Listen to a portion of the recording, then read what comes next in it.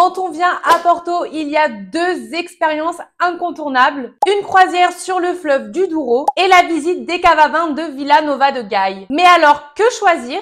Dans cette vidéo, nous allons vous aider à décider quelle est la meilleure activité pour vous. Et restez bien jusqu'à la fin car nous allons vous dire comment combiner les deux pour une journée parfaite. Pour commencer, nous allons parler de la fameuse croisière sur le Douro. La croisière sur le Douro, c'est l'une des expériences les plus populaires de Porto. Les bateaux appelés rabelouches, autrefois utilisés pour transporter les tonneaux de vin, vous emmènent sur le fleuve au cœur de Porto. La formule la plus connue, c'est la croisière des 6 ponts.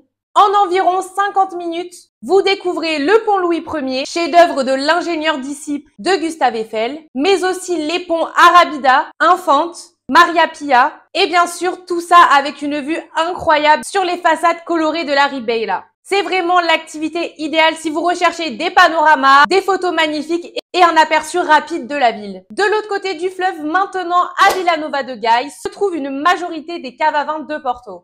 Elles sont très célèbres ici et vous plongent dans l'histoire de ce vin mondialement connu. Plusieurs maisons ouvrent leurs portes comme Sandeman, reconnaissable à sa silhouette de cape noire, Grams, Taylors ou encore Ferreira, la plus ancienne cave portugaise, d'ailleurs fondée par une femme, Dona Antonia. Pour vous donner une idée, la visite dure environ 1 heure, avec une explication sur le vieillissement du vin et une dégustation de Porto blanc, Ruby ou Taouni.